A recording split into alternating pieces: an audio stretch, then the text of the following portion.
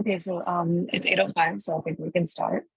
So good morning, everyone, and welcome to today's session of the International Tele Trauma Grand Rounds. Today, I have the pleasure of introducing Dr. Adam J. Mann, who is a general surgery resident at Florida Atlantic University, and he's presenting a case today titled Persistent Pseudoaneurysm After Grade 4 Liver Injury. So over to you to start the presentation. Thank you. Good morning. My name is Adam Mann. I'm a PGY4 surgery resident working out of Florida Atlantic University.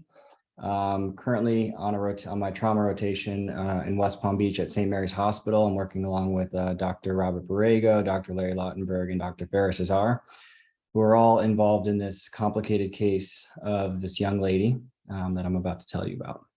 Feel free to ask questions in the middle of my presentation. That's fine. I have some videos of CT scans as well that I can show you. So this is a story of a 21-year-old female with no significant past medical, past surgical history presenting to our trauma bay after a motor vehicle collision. She lost control of her vehicle and hit a tree. In the trauma bay, she complained of chest pain and back pain. She had a small amount of active bleeding from her nose. She remained GCS 15 hemodynamically stable with palpable peripheral pulses. Chest X-ray, pelvic X-ray, and fast exam were all negative. And she was taken to the CT scanner for full body scans. On physical exam, she had a mild deformity to her nose, some mild abdominal tenderness that was generalized, right greater than left. Only significant labs at that point that we can talk about are hemoglobin of 12. Otherwise, all of her labs, including her BMP, was normal at that time, including her TEG as well. So on CT scan, and once again, she remained hemodynamically stable, but her injuries on CT scan included a grade 4 liver laceration of lobes 7 and 8 with intralobular areas of hemorrhage and active extravasation, hemorrhages that extended into the right pericolic gutter, an acute non-displaced nasal bone fracture, which eventually oral maxillary facial surgery said was non-operative, some small bibasilar pneumothorax with pulmonary contusion, and an ascending colon hematoma. So this is her CT scan when she came in. I hope you guys can see this live CT scan video. As we extend down, you'll see the extent of the lobe 7, lobe 8 hematoma there within the liver. And then below that, you'll see active extrav of contrast leaking down around the liver as well as extending lower. And those are just two pictures on the right of the same thing. She had a little bit of free fluid also in the pelvis as well.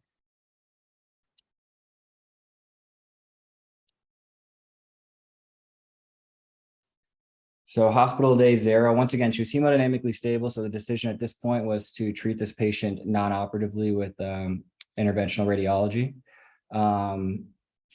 She went straight to IR for angiography. She had active extract from her mid-right hepatic artery branch that was embolized with Ruby coils with resolution of extravasation at the end of the procedure. And she remained hemodynamically stable. This was at nighttime. She came in around 9:30 p.m. Given that she, during the procedure, she did receive 4 units of RBCs and 4 units of FFP, given how much blood that there was in the hematoma and also along the pericolic gutter. So she was kept intubated on hospital day 0. And then the following day, she was awake, waking up over the ventilator, and she was extubated. The plan when she came in, because she had so much blood in her abdomen, the plan was eventually to take her for evacuation of the hemoperitoneum, which was done on hospital day 2.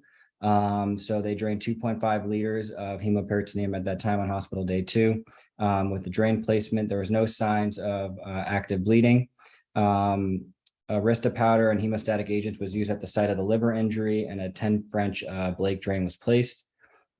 She did really well post-operatively. She was awake, ambulating, talking. She was transferred out of the ICU on hospital day 3.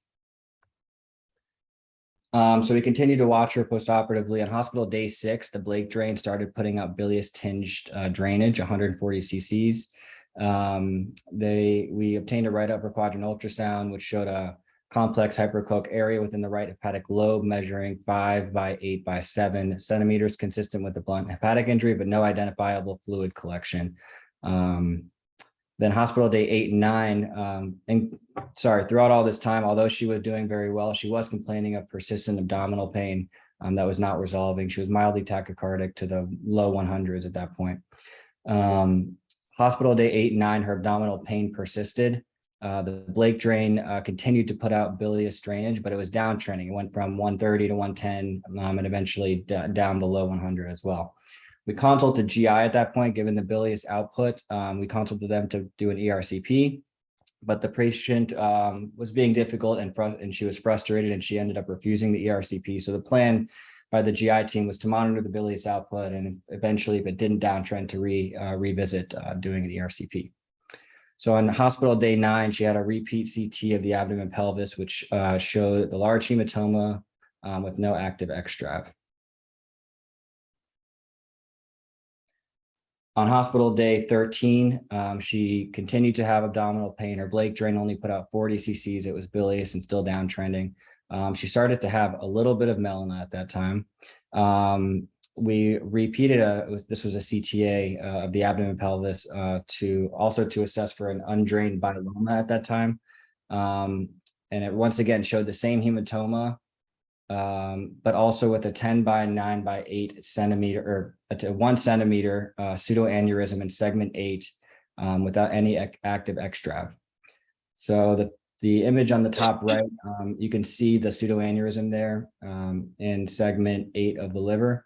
And then below here, I have a video of the CT scan. So you still see that hematoma in that right lobe of the liver. And then right there, you can see the pseudoaneurysm. It measures about 1 centimeter in its largest diameter. And then you can see the coils that were placed during her initial IR intervention. So given that there was a pseudoaneurysm. Sorry, just 1 minute. Sure. I'm just gonna ask you to pause for 1 second so I can just like go through the panelists and ask them their comments and insights at this point. Sure. So Dr. Anshak, would you like to go first? Do you have any comments regarding the case? Certainly. So, yeah. So I think management was, I think that's probably what the rest of us would have done initially. And then I just have a question about your first operation. So did you drain the area of the hematoma and the contusion and removed all necrotic tissue? Is that right? I missed that part. Yeah, the plan when she even came into the hospital, knowing that she had an abdomen full of blood, was to let IR intervene and treat the bleed. However, we did plan on going into her belly to drain the hemoperitoneum on the day after or 2 days later when she was stable. Okay, and looking at the film, looks like the drain goes over the anterior surface of the liver, not into the area where the contusion and hematoma are. Is that right? I believe so. I was not actually in this operation, but yes, Okay. that's what's there on the CT scan. So. Okay. So, and usually the issue is what, they usually ask what the rest of us would have done in this case. So, I'll defer to Dr. Supa. It looks like he has his chief resident with him. So see what he and his chief resident would do.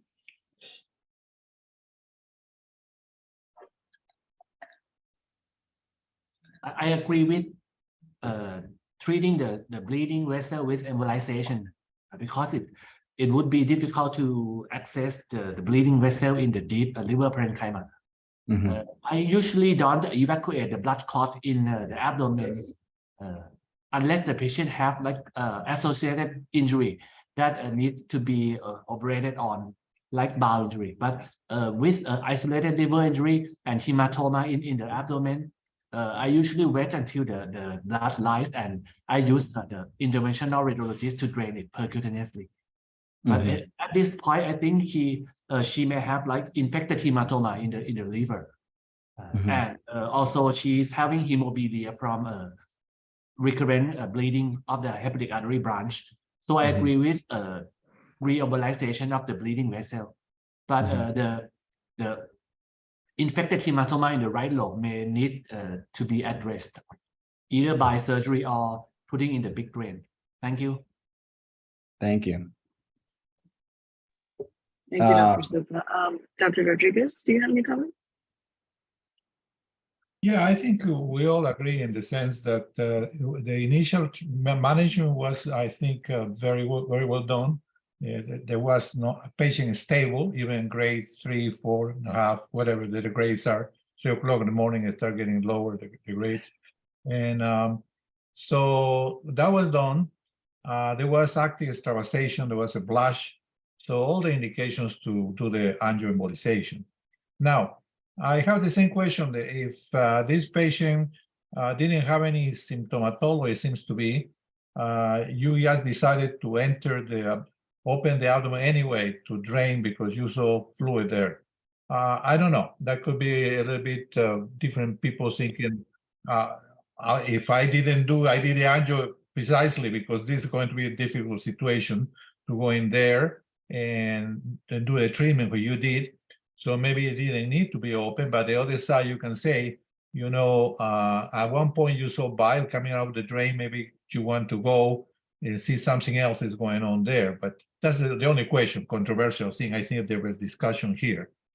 I want to put a question for the last question of the day is what would you do in the real world? If you are in my hometown, Chincha, Peru, or even in Lima and main hospital, they don't have angioembolization there at 3 o'clock in the morning. So what would you do? The Americans use the word austeric. You're an austeric, I don't know if that's correct pronunciation, austeric, austeridad, we say in Spanish. In a place we don't have that, what would you do with this patient? Probably you open the belly, right? And then I leave this question for you, what would you do in that case? Because this is much more easy in a certain way, because you have the angioembolization, all that stuff. But the real serious over there, where they don't have that, they have to solve the problem there. Okay, go ahead. Right. Okay. And to answer your question, IR was not available there, then you would have to open the belly. And depending on how bad the liver injury is, you try to repair it as best as you can. But there, if it was grade 4 and the parenchyma was really destroyed, then you'd have to consider doing hepatic resection at that point. But the problem is it was deep in segment 7, 8 of the liver. And so that would have been a very morbid surgery for the patient. So I'm glad we had our IR colleagues to help us out there. But okay, moving on. So this was hospital day 13 was the first time we noticed this pseudoaneurysm. It measured 1 centimeter at this time. That same day we called IR again to embolize the pseudoaneurysm. So they performed a coil embolization of the anterior division of the right hepatic artery using penumbra packing coils with gel foam embolization of the middle hepatic artery as well. And those were feeding the pseudoaneurysm. So that's hospital day 13. I believe I already showed this to you, but this shows the 1 centimeter pseudoaneurysm there, along with the coils that were initially placed. So that was day 13. Days 15 through 19, she continued to have persistent abdominal pain. Her exam was very nonspecific. She would, be very, tell us how much pain that she's in, but when we press on her belly, it seemed to be mild. It was nonspecific and was not in any specific location. Her Blake drain on those days was putting out 80 to 140 cc's, and it was bilious again. We at that point got an MRCP, which showed a gallbladder that was diffusely thickened with surrounding inflammatory changes, but also a 7 millimeter persistent pseudoaneurysm within the right lobe of the liver. And this is after she received her IR intervention. So that was day 19. She continued to have abdominal pain. She was tolerating a diet at this point, but she had the pseudoaneurysm that was persistent. And so we kind of just kept monitoring her at this point. On hospital day 23, we repeated the CTA to reassess the pseudoaneurysm. And it showed that there was a decrease in size of the pseudoaneurysm originating from the anterior segment of the right hepatic lobe, now measuring 4 millimeters in diameter. And then the hematoma within the liver itself had decreased in size as well, with no active extra. On hospital day 26, the patient, once again, still having abdominal pain. She developed some nausea and vomiting. Her bilious JP output at this day was 30 cc's over 24 hours. We performed another CTA to reevaluate the pseudoaneurysm, and it showed that the pseudoaneurysm was now 6 millimeters in size and more prominent. So hospital's day 32 through 36. We actually ended up discharging her on day 36. And there was a lot of discussion about what to do with this patient at this point, because she's already had multiple interventions by interventional radiology. Her pseudoaneurysm seemed to decrease, but then increased from 4 to 6 millimeters. But she was very stable, and her pain at this point was intermittent, and at times she was not in any pain at all. So on hospital day 32, we repeated a CTA. It was stable, 6 millimeters from 6 millimeters. The JP drain no longer was putting out bilious, but was partially dislodged, so it was removed. This happened as the patient was turning one day, and the drain got dislodged. Given that the pseudoaneurysm was stable, there was no IR intervention performed on that day. And the patient was discharged on hospital day 36, knowing that she would have a repeat CTA to follow up on in the outpatient setting. I can stop. I think we can, yes, I think we can go to the panelists to ask them their opinions before we proceed. Dr. Supa, do you want to make your comments first?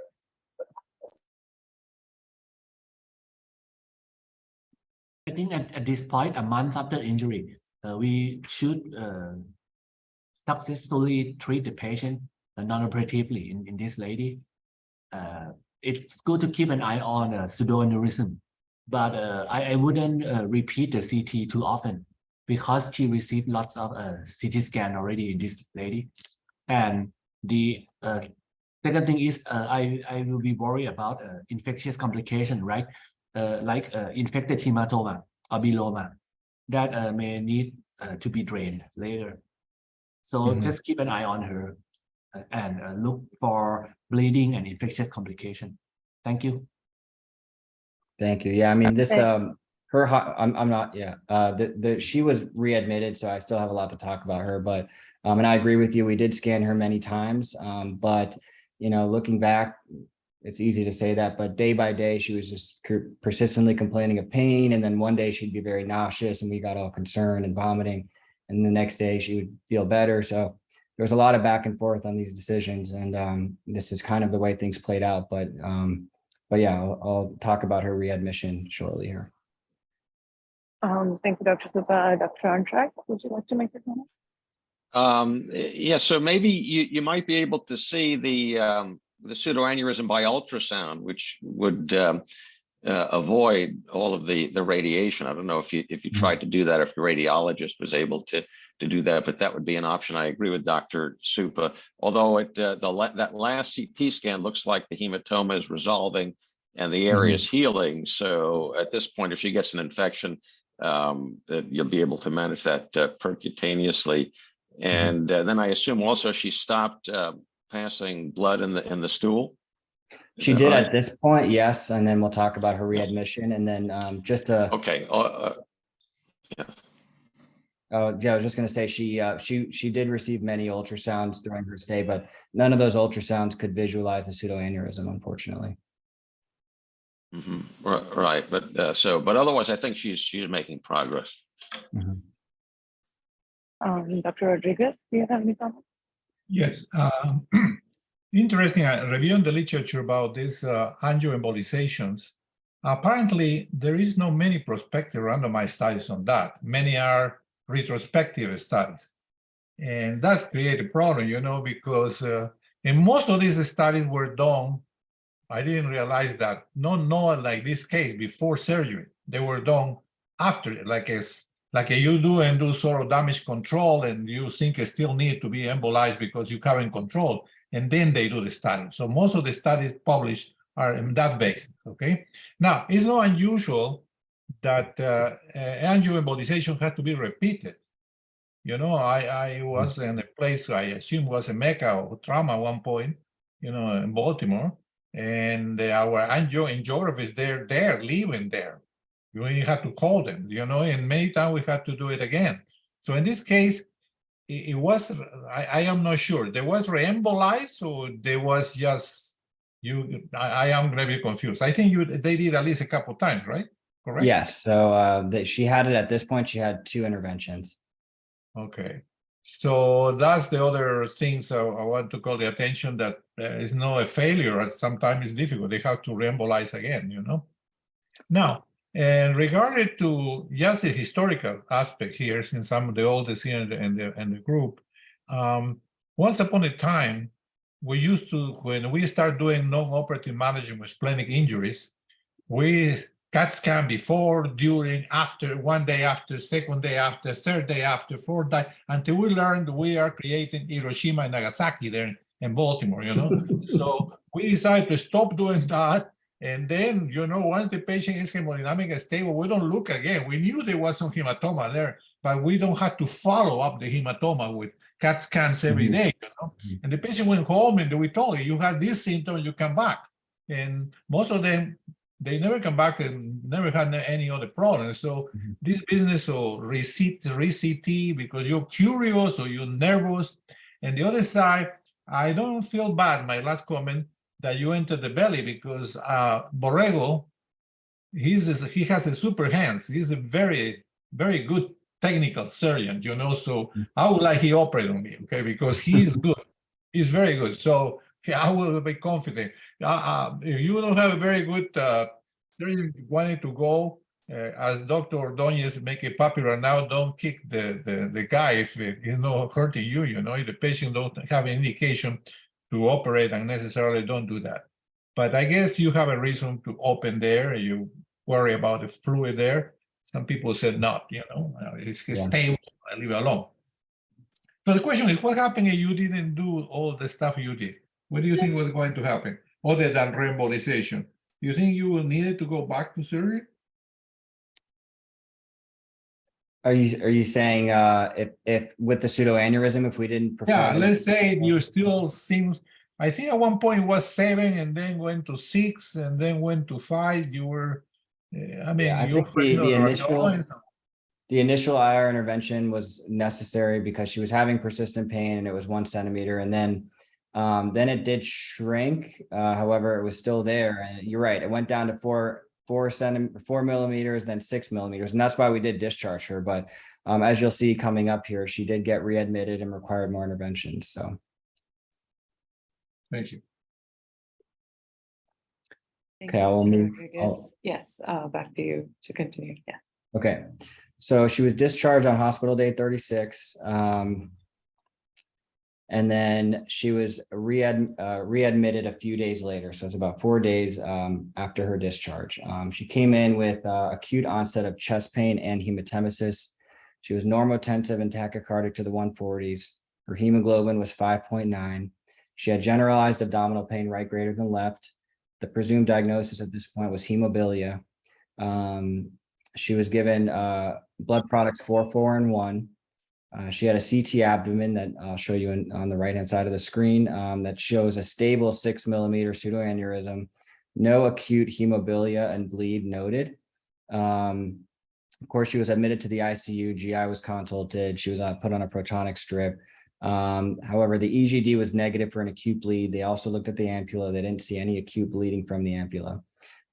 She was taken to IR for this pseudoaneurysm again, because we still presume that the diagnosis was hemophilia, and they performed again an embolization of the right hepatic artery pseudoaneurysm using microcoils.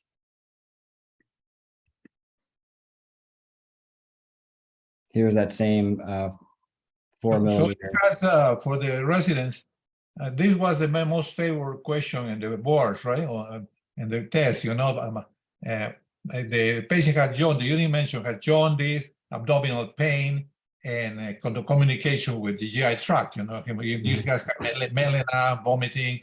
So this was always that's a question. I forgot what the pre-test, the test we tell the residents before taking the board. That was the question all the time. The other comment I want to say is all the time, in the old days, we used to, when was no angiography and nothing, we used to ligate the hepatic. You know, I ligate like 3 or 4 hepatic. No, I tell you, it's not easy. But I taught anatomy for many years in medical school, so I knew the anatomy, but it's not that easy. Now you're lucky you have angio, but before we had to ligate the branches of the hepatic, something like that, or hepatic, you know. What are the hepatics? Okay. So that was on the first. So once again, she had the IR embolization of the pseudoaneurysm one more time. And the CT scan here on the day of this readmission was, it showed a stable 6 millimeter pseudoaneurysm. So on day 5, at this point, she was again transferred out of the ICU, improving, still having abdominal pain, still having some nausea. By February 5th, she had no further hematemesis, but persistent abdominal pain. At this point, we performed another CTA to reevaluate the pseudoaneurysm, which showed, even though she had just gotten the coils, the first showed a recurrence of the residual pseudoaneurysm measuring 6 millimeters again. So once again, on the 6th, she went for IR, CT-guided percutaneous thrombin injection this time. And at the end of the thrombin injection, it showed a conclusion or a near complete resolution of the pseudoaneurysm versus a 2 millimeter residual. So the invasive radiologist is buying a Porsche now with too many angiography. He's doing every day, he's doing angiography. This is a private hospital, right? Yes. Okay, right. So that was on the 6th. On the 8th, once again, we repeated a CTA, but this time it showed an increase inside of the pseudoaneurysm to 9.5 millimeters, which is seen on the right-hand side of the screen. That was on the 8th. On the 10th, she underwent IR embolization again, given that the pseudoaneurysm was larger. And I am passing through the days quickly, but once again, she was having persistent abdominal pain every morning. Some days she would be nauseous, she vomited sometimes and intermittently on some days she did not. So as I mentioned, on the 10th, she went again for IR embolization of the right hepatic artery with occlusion of the pseudoaneurysm. But then on February 13th, another repeat CTA, and again showed the pseudoaneurysm measuring 9.2 millimeters. So after long discussions with the IR, they wanted to import a glue or device that they did not have. So although the pseudoaneurysm measured again 9 millimeters, we had to wait for an additional week to intervene on this again. They wanted to try a true fill glue, which is a cyanoacrylate glue. So this is it again. It's showing the 9 millimeter pseudoaneurysm right next to the coils right there. So what kind of option has all the people discussing here, other than keep radiating this patient? Has so much radiation that doctor was concerned about radiation. Now you're radiating the whole hospital with this patient for so many radiations. So what are the options? Is there any surgical option here? Say, call the you are not a good surgeon, do hepatic surgery, call the transplant surgeon, they come and they can take the part of the liver and forget it, radiation. What do you think about that? So, yeah, there was some discussion about that, not at this point in February, but as you'll see moving forward. But there was discussion regarding, transferring this patient to an hepatobiliary surgeon. The only issue with that is we'd have to resect the entire right lobe of the liver, and every single time we'd get these images, and we wanted to do one more interventional radiology intervention to see if it would help. But that was a discussion. It never actually happened, but that's something we can discuss later in the presentation. I'll keep moving. Do any of the other panelists have any comments regarding that? Dr. Supa, do you want to make a comment? Okay. Dr. Andra? No? Okay. Okay, back to you, Dr. Mann. Okay. So that was on February 13th. Moving forward all the way to February 21st, we obtained another CTA, which showed resolution of the pseudoaneurysm at this point.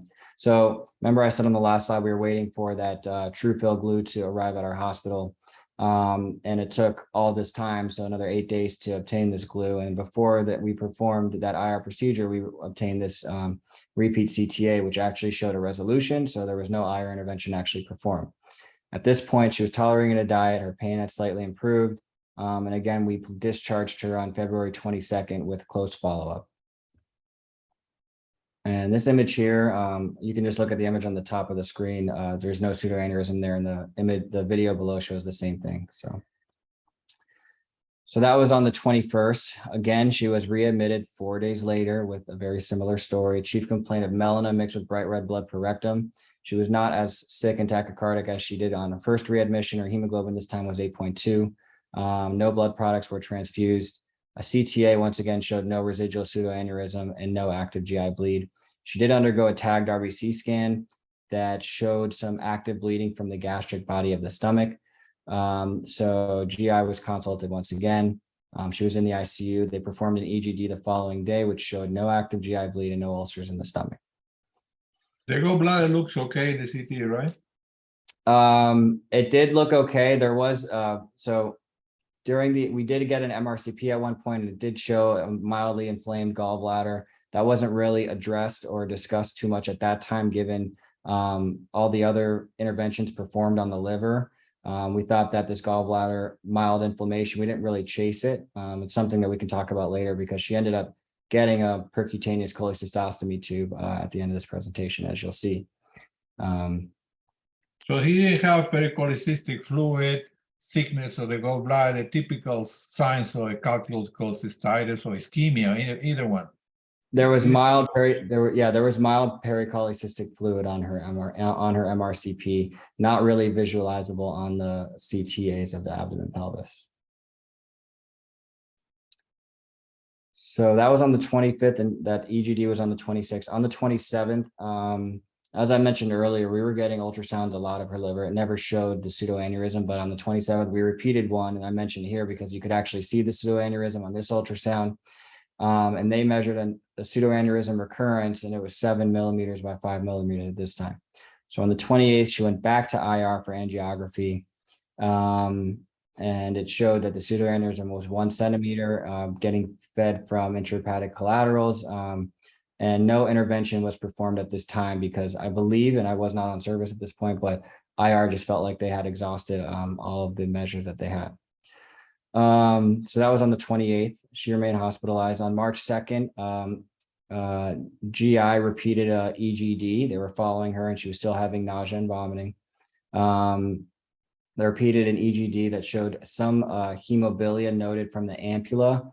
After discussing this with the GI endoscopist, it seemed like there was some blood at the ampulla. It was not actively bleeding. And at that point, no intervention was performed. On 3/7, she actually did go back to IR. She did get that true fill embolic agent injection into the pseudoaneurysm. And follow-up angiography shows complete thrombosis of the pseudoaneurysm in the feeding arteries. So that was actually the last intervention that she needed because, as I'll talk about in a second, a repeat imaging showed that there was no pseudoaneurysm there. So on 3/8, she was tolerating a diet, mild right-sided abdominal pain and tenderness, no further hematemesis or melena. On 3/11, a repeat CTA showed no visualized pseudoaneurysm. The patient continued to have intermittent right-sided abdominal pain, but no further episodes of nausea, vomiting, or melena. And this is just a video showing the resolution of the pseudoaneurysm. And you'll see how many coils are in there from all the embolizations that she had. That's coilitis now.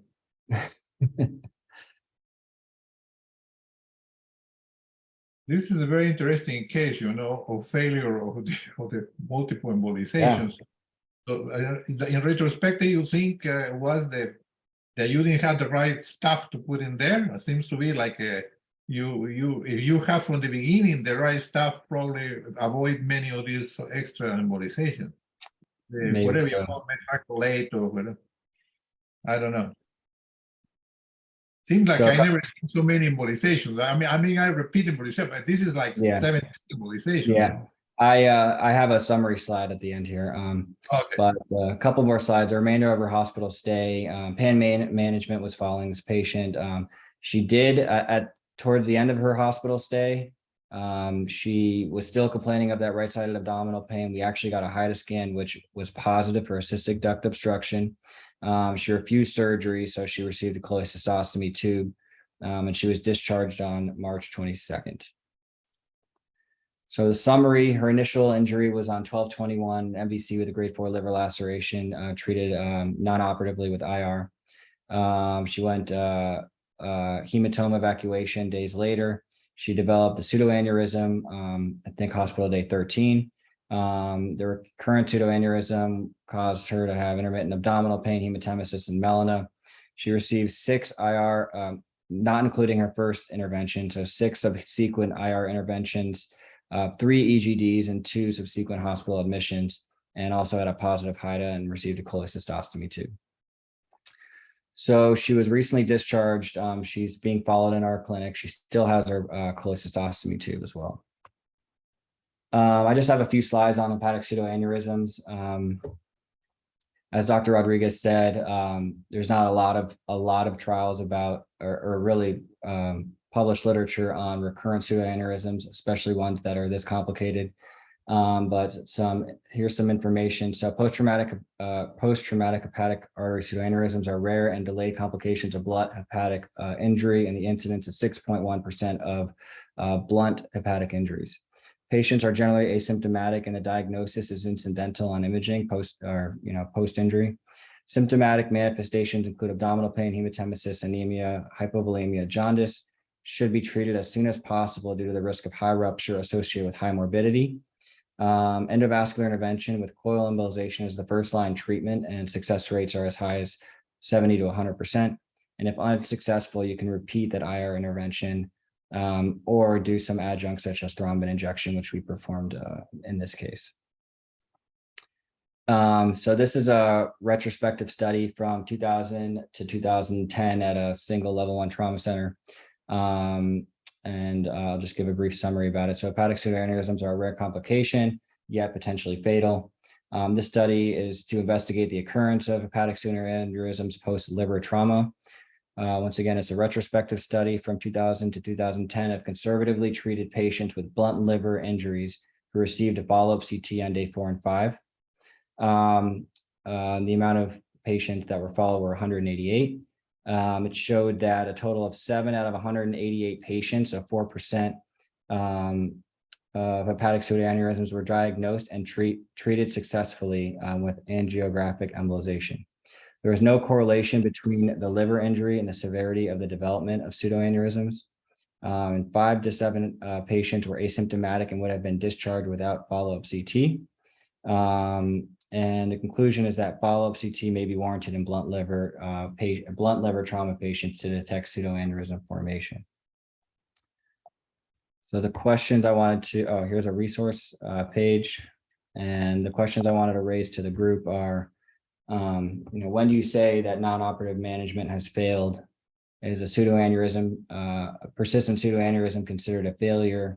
And should hepatic resection be considered, as Dr. Rodriguez alluded to? And also, does a persistent pseudoaneurysm need to be treated? I did a literature search to look at persistent pseudoaneurysms. There really was not much out there, especially ones that were this complicated. And we attempted to discharge this patient, even though her pseudoaneurysm had gone from 4 millimeters to 6, back to 4, back to 6. But at what point do you say, let's discharge this patient with close follow-up and make sure she's doing okay in the outpatient setting, and you leave it alone? Does anybody have any?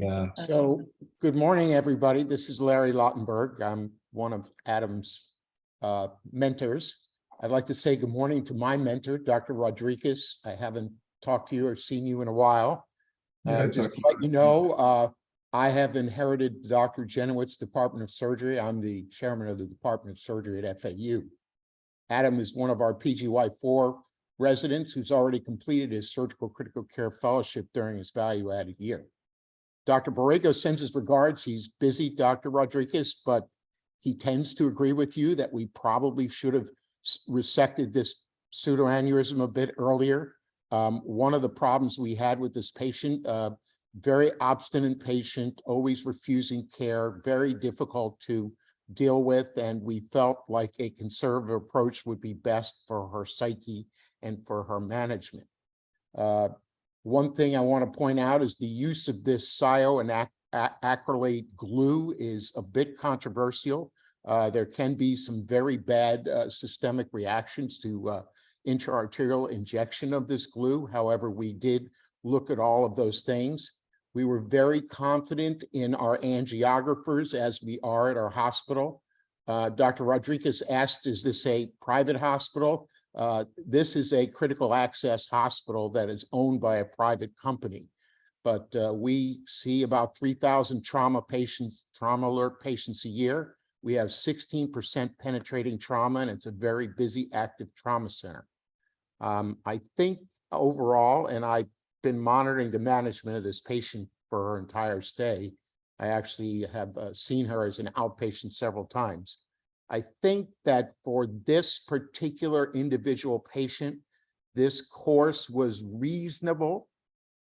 However, I would probably agree with the group that once you get into 3, 4, and 5 angiograms, it may be time for a resection. Although I do think that where the status of this patient is now is that she's asymptomatic and we've resolved the pseudoaneurysm.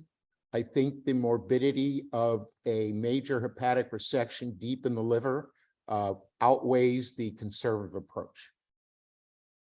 And I'll leave it at that.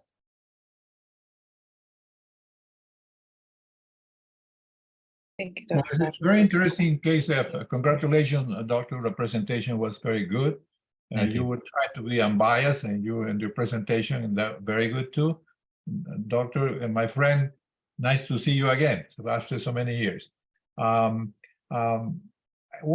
of the things I wanted to say is that about the drainage of the gallbladder. I assume was the reason you did the drainage, the cholecystostomy, was because the patient saw. That's what question I was going to ask. From the beginning, she was a patient with a special psych mentality, and all these things would happen. I said, my God, this patient must be bananas, you know, with nervous. I kind of envy you to take care of her because I'm sure she has many questions and all stuff.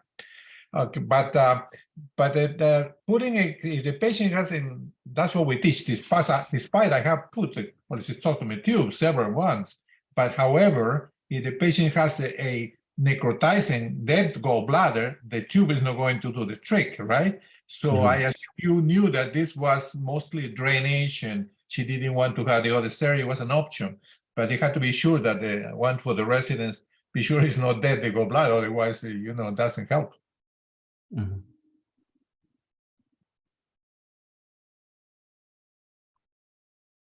Thank you, Dr. Rodriguez. Dr. Amchak, do you have any final comments?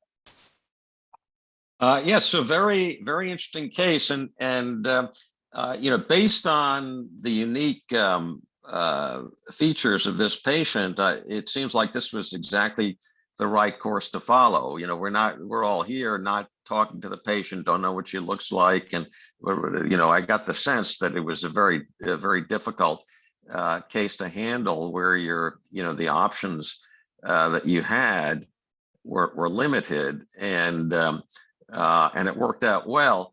And I think is the doctor, the chief of the department, I forget, Dr. Eichenberg? Yes. So I guess you answered Lautenberg. Okay. I think you answered one of my questions, so that that cyanoacrylate glue was injected angiographically, not percutaneously directly into the aneurysm. Is that right? That's correct. Yes. Okay. And I guess the you know, the bottom line is, if an aneurysm keeps filling from collaterals, maybe go to the glue earlier. But that's one option. The other question I have is, do you think that her pain, it might have been a confusing case with the aneurysm confounding what was going on with the gallbladder, that she may have had acalculous cholecystitis, or just an obstructed gallbladder with mild inflammation, that her pain may have been from the abnormal gallbladder instead of the 1 centimeter aneurysm, because hemophilia, although usually, as far as I know, it shouldn't be very painful. You know, just bleeding occasionally. You know, the patient would pass blood and have heme positive stools, but do you think that maybe it was the gallbladder? Because you can see an abnormal gallbladder on some of the earlier CT scans that you showed, looking at that, at some of those images, and whether or not that might have been part of the problem, or the main cause for her symptoms all along. So that, you know, I would pose that question.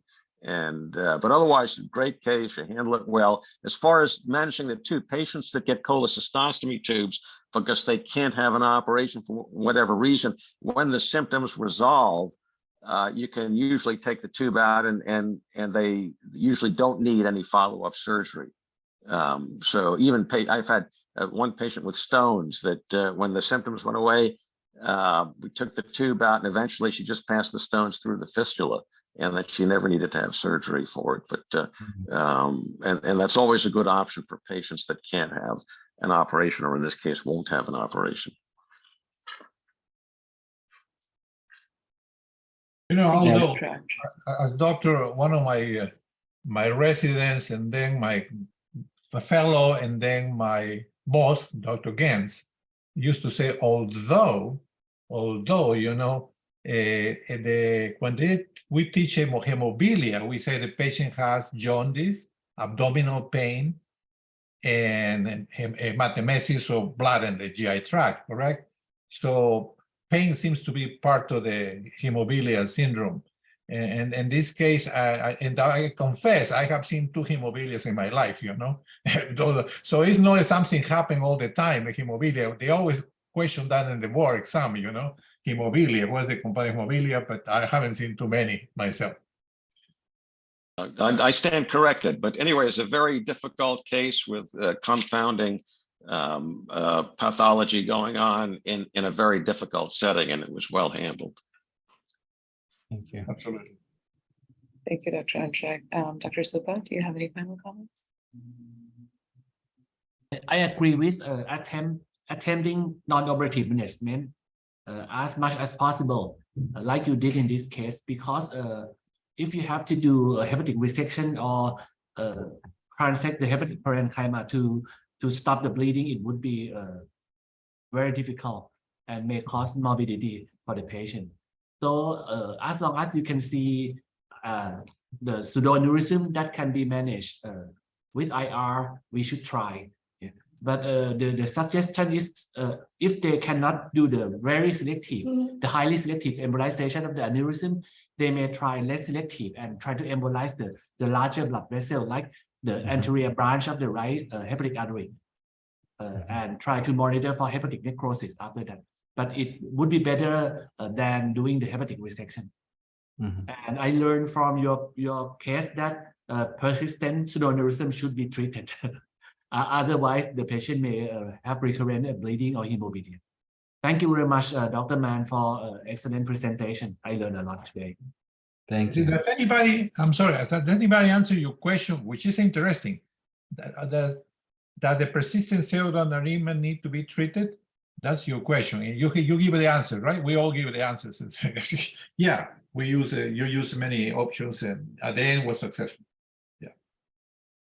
Yeah, because I think we've all had patients with pseudoaneurysms after liver injuries. And, you know, from my point of view over the years, I've mostly just treated them expectantly. And, you know, I agree with Aurelio.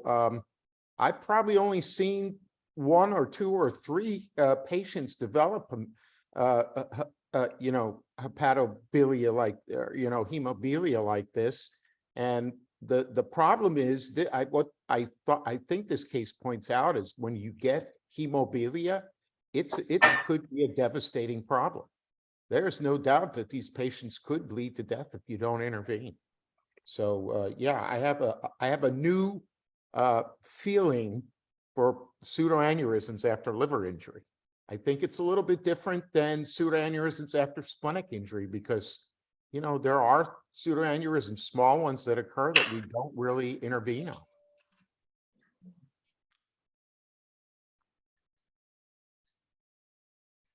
Thank you to all the panelists for all your insights and comments. We do have one question in the chat that asks whether the IR team tried to treat the pseudoaneurysm with proximal and distal control or just packing.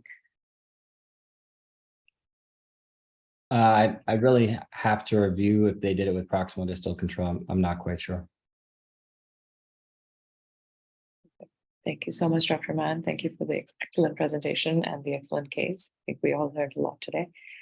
I'm going to share the final code. CME.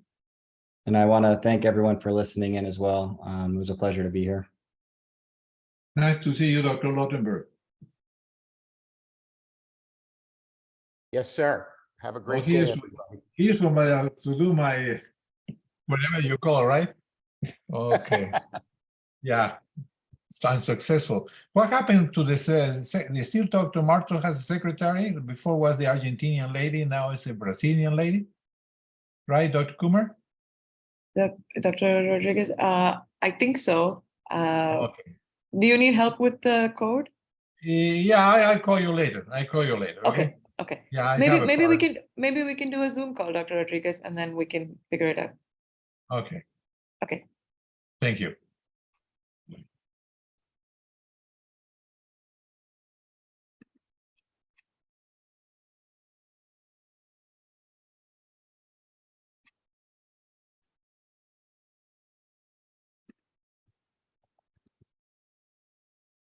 Now, you waiting for me?